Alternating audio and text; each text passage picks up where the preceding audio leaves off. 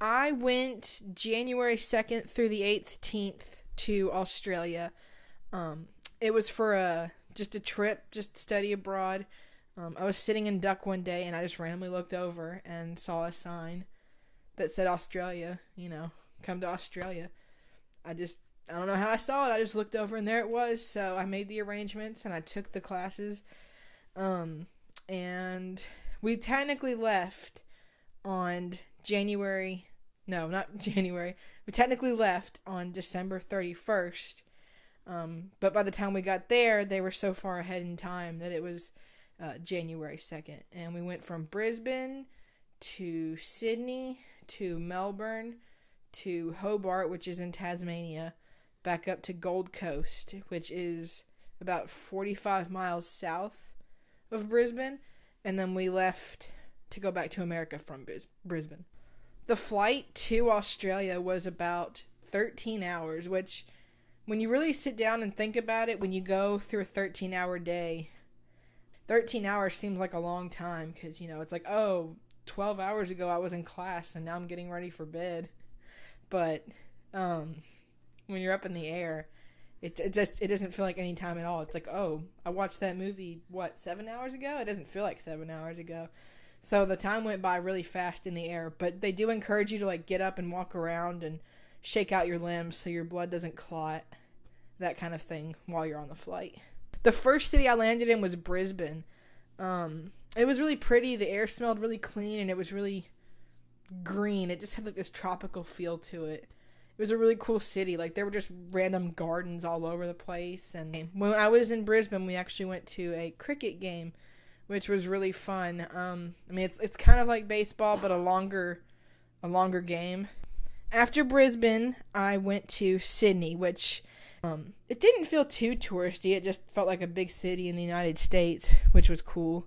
And I got to go to places where some of my favorite actors filmed movies, so that was fun. And I got to see what was considered the red light district of the area. And there were cop cars pulled over, and there was a guy, with a bandage on his head. I don't know what happened to him. And he was talking to the cops, and he was just eating a Subway sandwich and bleeding from his forehead and telling the cops a story. So, I don't know. It's one of those cities where it's like, I feel like I'm in a movie because so many surreal things happened while I was there. When we were in Sydney, we learned about Australia's currency because that was part of the economics course. So we toured a bank and learned that Australia's money is actually made of plastic and not paper. Even though it looks like paper, if you try and rip it, you can't. And I tried. We also went to the Sydney Opera House, but it wasn't an official tour. We just went just to go, just to look around. And it was really cool. After Sydney, I went to Melbourne. When we were there, we actually got to see the Australian Open, where they were having the Australian Open in a week. In fact, they took us through the different corridors where the players actually come out, and we saw Andy Roddick practicing. So that was really cool to see the facilities that normally, under normal circumstances, I would never be able to see.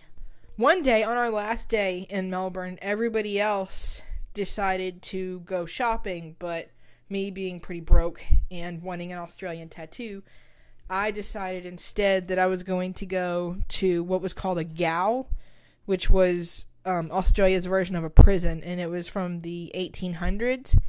Ned Kelly was hanged in 1880, I'm pretty sure. He was an enemy of the crown, and he was Victoria's most wanted. And that he stayed in that prison for about a year before he was hanged, and you actually get to stand on the spot where it happened. And the prison itself was creepy. It was just cold and dark, and you could actually walk into some of the cells too. So that was really interesting. And that was maybe one of my favorite parts of the trip, because I just got to do a tour on my own.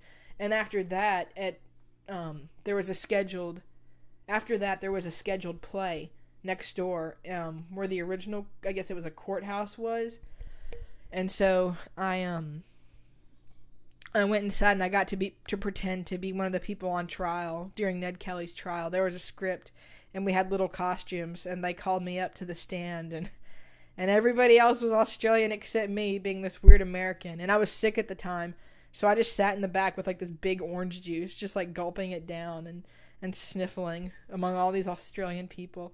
But it was really cool. I tried to do an Irish accent.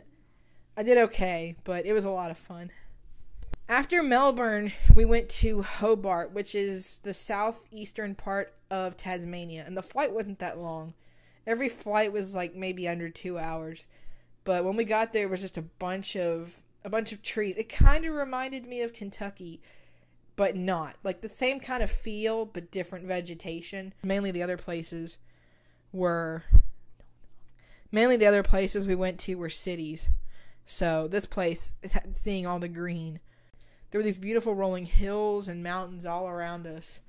And so, like I said, in terms of being beautiful, that was probably the most beautiful place with just the most vegetation.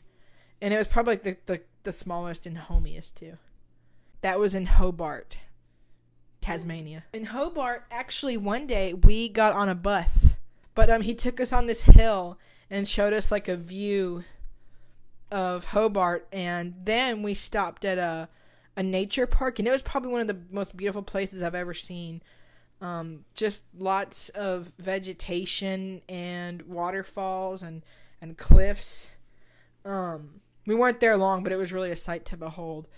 And then we randomly stopped at a nature conservatory where we got to see Tasmanian devils and kangaroos close up. Like there was actually an enclosure that you could go in and just walk around, and there were kangaroos everywhere, and you could pet them, and we actually tried to pet some of them. After Hobart, we went to Gold Coast, which is like, I don't know, it's like the Vegas, I guess, if you want to say it. It's like the Vegas or the Orlando of Australia. It's like where everybody goes to vacation and relax. If I did go back, it would be with a different group of people, but yes, I definitely want to go back. I even want to actually go to the West Coast sometime too, and I'd like to see more of the outback as well, because I mean, there was only so much you can see of Australia, and most of it was in cities.